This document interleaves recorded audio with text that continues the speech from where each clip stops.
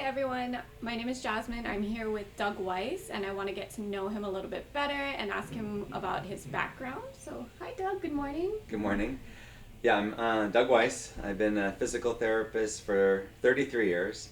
When I started physical therapy and started working, I mainly worked in rehabilitation hospitals. I did a lot of stroke rehab, and I was always really interested in spinal cord injury, stroke rehab, more of the neurological side of physical therapy.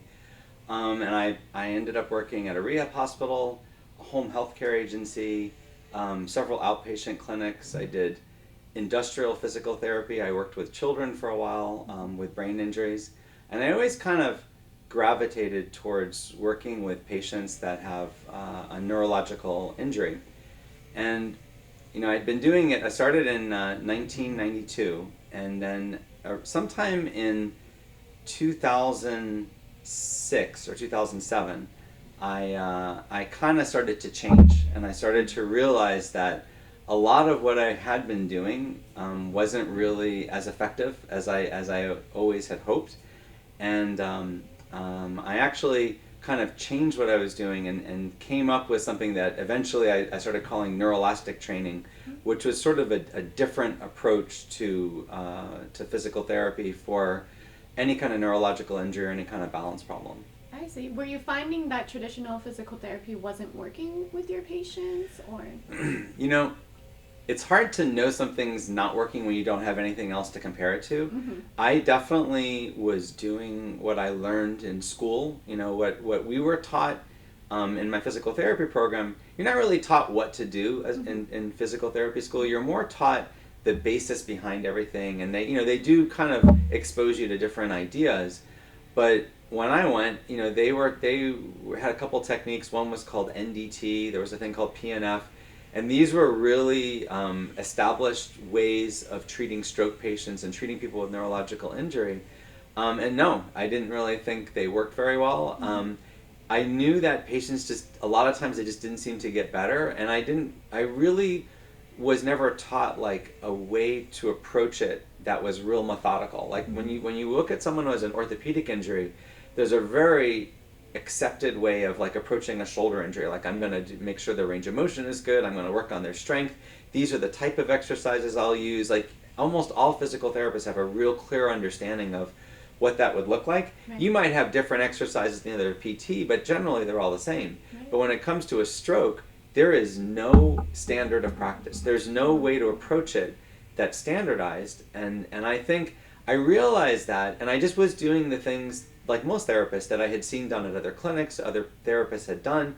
I tried to do things that I thought were getting better. I focused a lot on them walking, and I focused a lot on the patients doing strength training because I believed that was the way to approach it. And it really wasn't until around 2008 that I kind of changed my mind. Nice. Okay, so now that you kind of find balance, and balance is helping your patients to get better, what is a typical time frame that you would treat your patients? So the techniques that I use now, it kind of really depends on the injury. Right. There's no two strokes that are the same. No two people Right. with neurological injury are really the same.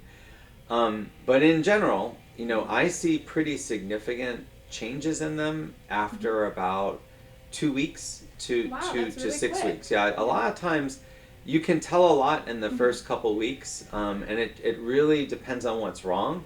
But I do try to look at the patients and the problems, sort of their whole per patient. I try not to just look at just the brain or just the neurological injuries, and I try to get a sense of kind of in general what's going on. And so sometimes I'll treat someone with orthopedic injuries as well as neurological injuries kind of at the same time. Right, so you notice that incorporating more of that balance training, it actually helps speed up that time frame of healing and getting better. Yeah, I mean, I think the misconception is, and I think this happens with a lot of physical therapists, is they look at someone who might be 80 years old and had a stroke, and they come into their office, and most therapists are really used to treating orthopedic injuries, and there's a ton of training they get in how to approach that. So to the man with a hammer, everything's a nail. And so they look at the patient who's had a stroke and they're like, well, one side is weaker. I must need to strengthen it. I have to give them strength training. And then they think, and maybe the person's been doing this for a while since their stroke. And so they're like, well, that side, it's weaker. The girth of their muscles is less. Obviously they need strength training. Categorically, that's wrong. Right. And all of the research will explain that that's not the correct way to view it. But it doesn't stop the physical therapist. It didn't stop me from looking at it that way, because literally I had no other technique in my mind that would be effective. So when you think about a stroke, it's not that the muscle is damaged. The muscle fibers are the same. There's still the same amount of actin and myosin on both sides. They're weaker because the brain's not controlling that side the right way. And it may not be that the brain's not moving that side. It just means that the sequence that it's moving the muscles on the side that's affected is off. It's out of sequence. And so doing strength training, there is some effect to strength training. There's no doubt that if you do strength training with someone who has a very, very weak arm due to a stroke, it's going to improve the strength. But it's not going to be the most effective way to get them to have movement again.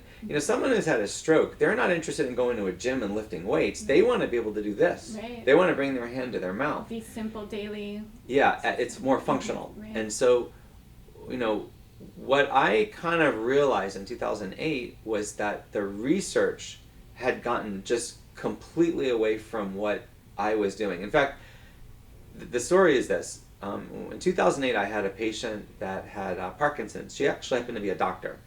And she came to me for physical therapy, and I said, yeah, I can definitely, I've treated lots of patients with Parkinson's, I can help you. And I did the stuff that I was doing with everyone. I had her, stand on one leg. I used balance discs like these ones behind us. I had her do treadmill training. I did a lot of different things that I thought was effective. And she looked at me after 2 times. She goes, you're really nice. I'm not going to keep coming. And I said, why? And she said, you're not doing what the research is saying. I'm like, what are you talking about? And she says, have you looked at any articles? And I said, to be honest, not since I graduated. By 2008, I had been doing this for more than a decade. And I wasn't really looking at the research. She goes, you should look at some of the research and get back to me. So I did. I went home and I started looking, and I found this article, and it said, Tai Chi is more effective than physical therapy at balance. And it hurt me. And it made me feel like, what am I doing? Why is that? And I didn't believe it. And I read the article, and I realized that it was for real, that they really did a good job in that research study of sort of comparing physical therapy to Tai Chi. And then I found other articles that talked about high-level balance challenge and things called perturbation training, which is where you're on a treadmill and the treadmill changes speed. Right. And I found out that there really was a tremendous body of evidence that supports the idea that PNF and NDT, which is what I had been taught, and strength training and level ground gait training, not only were not the most effective, but in some cases, some studies showed they were detrimental. Wow. And so I realized that my profession, and what I had learned at least, was behind the times. And so I kind of very quickly developed this little program for this patient based on all these articles. And she really liked it, and she was encouraging me, and definitely she seemed to benefit from it. And so it took me a couple of years, but I sort of came up with this approach, where I was doing all these different balance challenging activities, and I got away from doing strength training, I got away from doing level ground walking, and I started seeing this just huge improvement in all these people. And for the longest time, I actually believed that all the other physical therapists were doing this, and I had just sort of stumbled upon it, and then I was catching up to everybody else. And so by 2014, I had really perfected this into a program where I had different exercises on a treadmill, all of these sort of gym activities that we would do. I used overhead harnesses. I did all these different things. And I actually came up with a way of delivering it. So I had about 400 activities, and I came up with a methodology of, well, if they're able to do this activity, the next one is this one. And the idea was you would basically progressively challenge the patient. So say someone couldn't take a step. you would start off by them, standing on one leg and learning to take that, to bear weight on that leg, and you would get all the way up to walking backwards, walking sideways, holding a ball, something that was distracting them while they were doing it. And it was a progression. And I started teaching the therapists that worked for me this progression. And that's when I really, around 2014, 2015 was when I really started to see this amazing, difference. And it's also when I began to realize that actually not a lot of other therapists were doing this. And I have found similar concepts, Rancho Los Amigos, and there's a lot of big rehab hospitals that are well known that they do stuff a lot of times very similar to this. But I came up with my own, sort of proprietary one. I called it neurolastic training, and I actually made courses for physical therapists, courses for personal trainers, and tried to sell them on it. But that that sort of became, my passion was trying to tell the world about this, and not just the neurolastic training, but just sort of the concept of it. And that's actually how I ended up on YouTube, was advertising for that course, and it sort of went viral. And I realized that a lot of people, a lot of the public doesn't really know this, and not only do a lot of therapists don't know, and a lot of doctors don't know this, but a lot of the public just isn't aware that when you have a balance problem, when you have something that's affecting your gait, when you have ataxia or coordination problems, a lot of times it is recoverable. And if you do the right therapy with that person, they can really gain it back. So I was kind of a roundabout way of answering your question of how long does it take, or what does that really look like? It is different for each person, but the idea is always the same, is that you want to progressively challenge the person. Instead of giving them strength exercises or just having them walk, which can very quickly become not challenging, you want to keep thinking of things to do that progressively challenge them so that they end up back to normal, back to functional. And as an aside, when you look at a baby, and a baby who learns to, to walk and to function, they learn to do this the same way that my therapy looks in the gym. A child will, pull himself up on furniture and learn to stand. Once they can stand, they take that first step. Once they can take the first step, then they go crazy, right? They run, they skip, they jump, they stand on one leg, they jump on your furniture, they jump off. It's almost like innately we all know to do this. Like we all have a little daredevil inside of us. Right. But when we're 70 or 80 and we've had a stroke, it's hard to do all that. Right. So it's a matter of relearning all of that balance that and that's why you need therapy, or you need someone trained to do this, because they can safely let you do all those different activities. But literally in my office, I get people to stand on one leg, I get them to take the first step, I get them to step sideways and backwards, and we walk on a balance beam, we play with ball, like we do all the stuff that a child does, but I'm doing it a lot of times with people that are much older, and at risk of falling. But that is the most amazing, it's a miracle how quickly you can take someone with that who thinks they're never going to walk again, and I see them every day in my office. I see people walk again. That's amazing. Yeah. What would you say to the listeners out there that might think, hey, I'm too fit to fall? They might be 70 senior citizens, but they feel like they're in really good shape. Do you think that these balance exercises would be beneficial for them?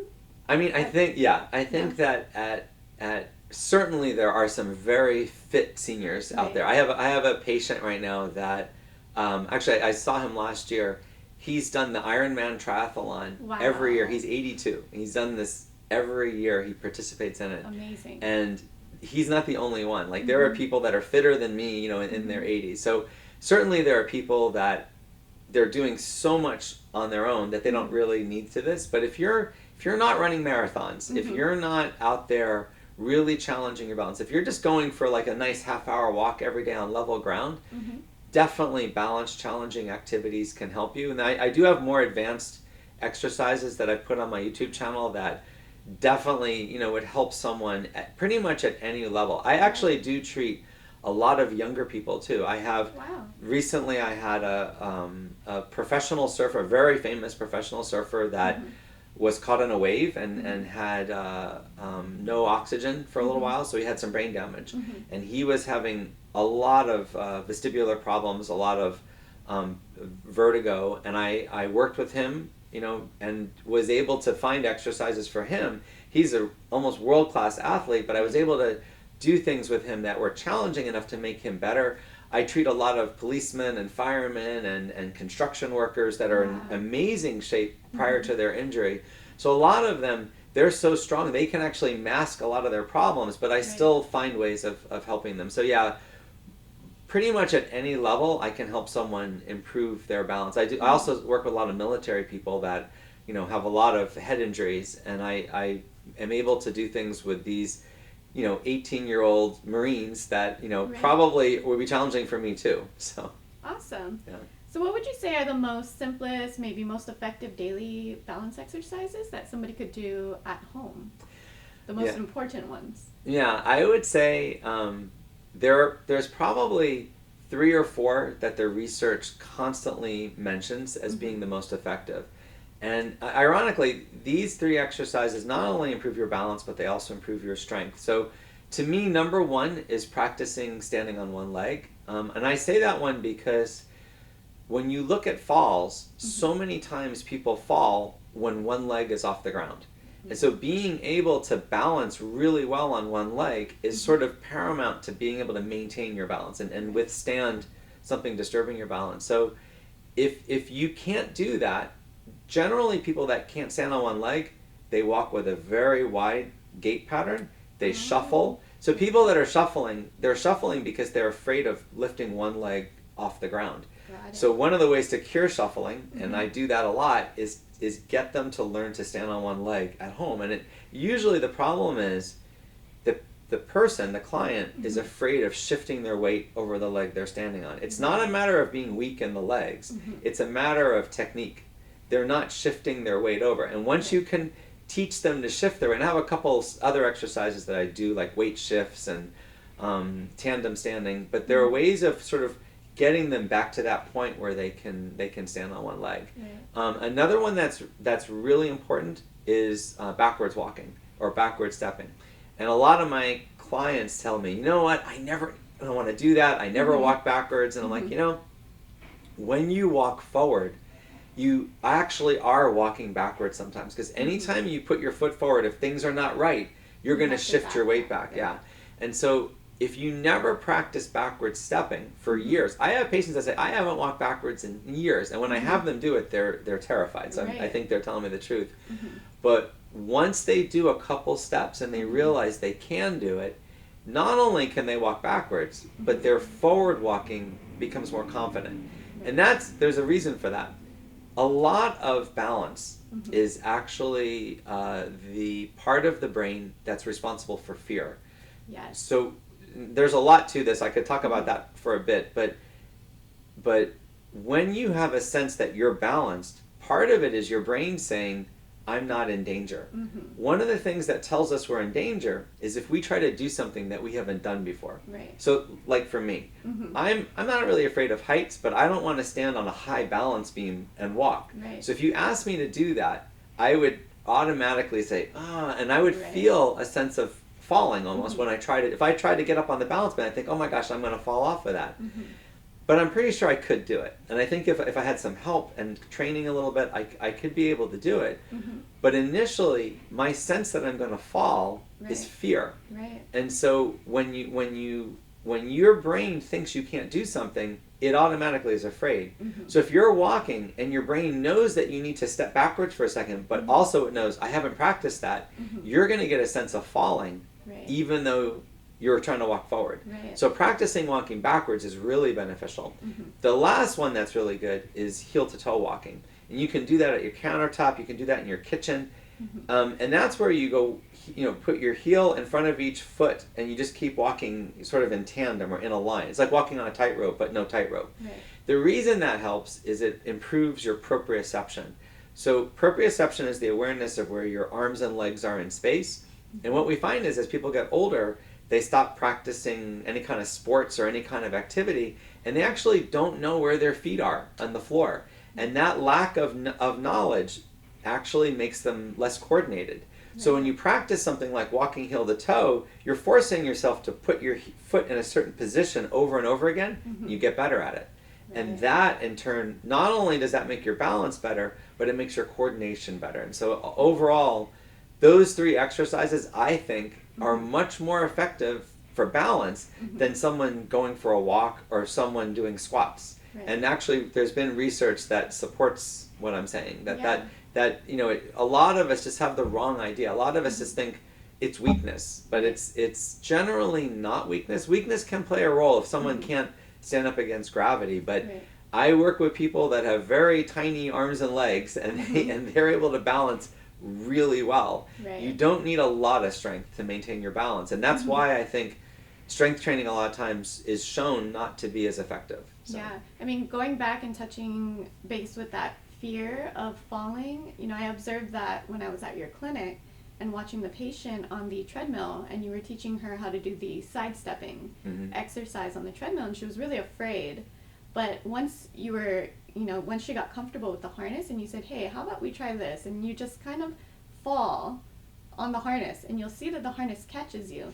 Once she realized that that harness was going to keep her safe from a fall, she was able to do the sidestepping exercise and turning on the treadmill. Yeah. That's something that I discovered almost by accident. I was, when I first started doing this, I realized you had to get people close to the point where they're falling to be at the level that would be therapeutic, where they would see an improvement.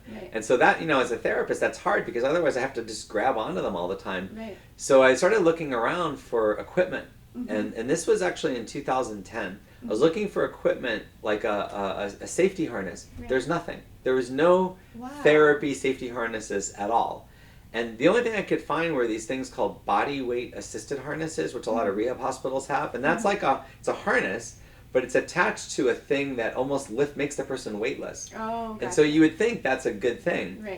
The research shows that's actually not. That you really don't benefit from walking unless you're dependent on the right away. It's like walking in the water. You can practice walking in the water, but there's very little carryover for doing stuff in the water on land. And that's why pool therapy is great at strengthening, but it doesn't really improve, you know, person who's had a stroke, they're walking, or someone who's having trouble walking. They can do a lot of stuff in the pool and get stronger, but they're still going to have those problems because they're learning strategies in the pool where they're buoyant. You want to teach them strategies when they're against gravity. So I was looking for a safety harness. I couldn't find it. So I actually made it. I used a squat rack and climbing equipment and even some parts that you use for lifting engines out of cars. And I created these safety harnesses that were pretty easy to do. And I used a window cleaning harness that I had the company modify a little bit. And so I had them make some of these. And I think actually that company now sells them to physical therapists. But I just wanted something that would only be there if the person fell. And that's what I use in all my clinics. And a lot of patients, that fear is so great until you show them, like, you know what, you actually can't get hurt here. But what I notice is once they really get good on that treadmill, walking sideways, walking backwards, holding something and walking, there's a huge carryover off the treadmill. They can do it just as easily off the treadmill. In fact, sometimes in one session I can get someone to overcome that fear, and then they can move again. And we see a lot of people that there's nothing wrong except for fear. It's crazy, but true. Yeah. Okay, so do you think that maybe footwear or lighting, clutter, or anything can influence someone's balance? Like, yeah. In fact, if you ever been to a fall safety or fall prevention class, that's the thing that they'll really talk about, and it's true. First of all, most of us really rely on vision for our balance. So if we get up in the middle of the night and we fall, a lot of times it's because the room is pitch black. So having night lights, having light in your bathroom, having some way to see when you wake up is really important. In fact, talking about that, one little tip I can give you is they make red and blue and green night lights now.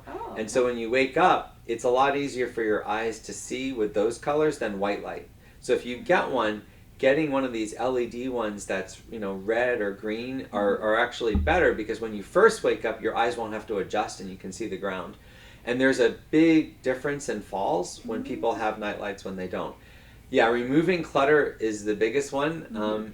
And I'll tell you, 30 something years of doing this, the funniest and most common argument I have is with a person in their home doing a home assessment and telling them, you got too much furniture or you have too much stuff. Right.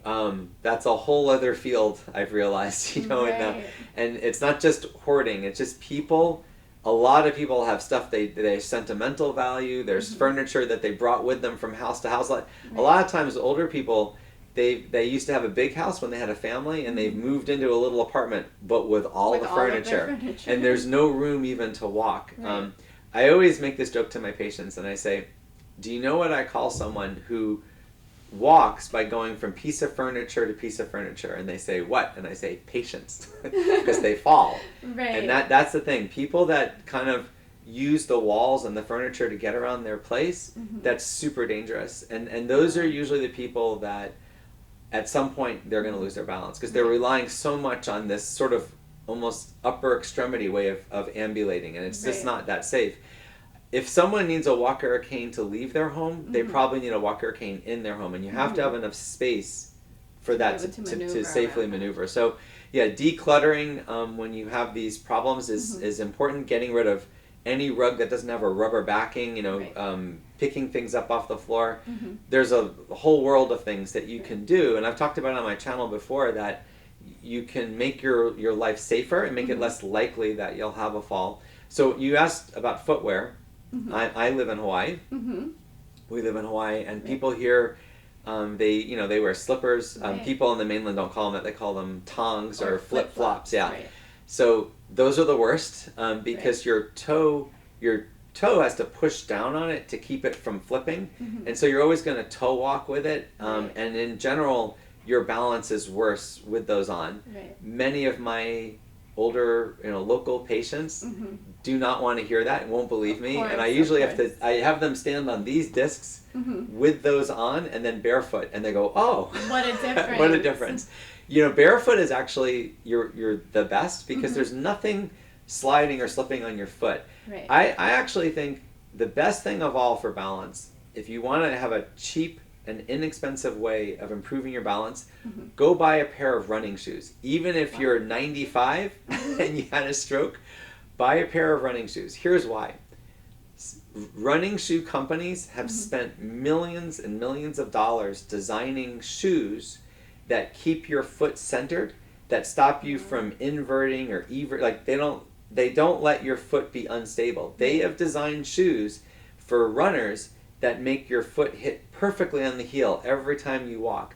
So if you want to improve your walking, get a good pair of running shoes and put them on snugly, you'll see it's better. Another thing that you can do, and I do this a lot with my stroke patients, is if they don't really always need a brace to lift their foot up, or they're getting better, I'll get them buy a pair of hiking shoes.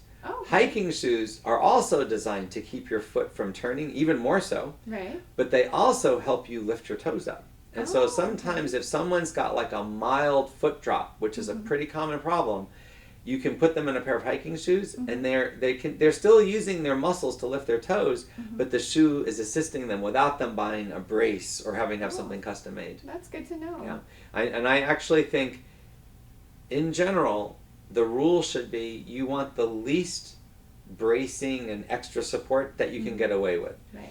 If you can walk with a running shoe and you're walking without tripping or falling or twisting your foot, that's the best thing for you, because that's where your muscles and your body is just going to continue to maintain its strength.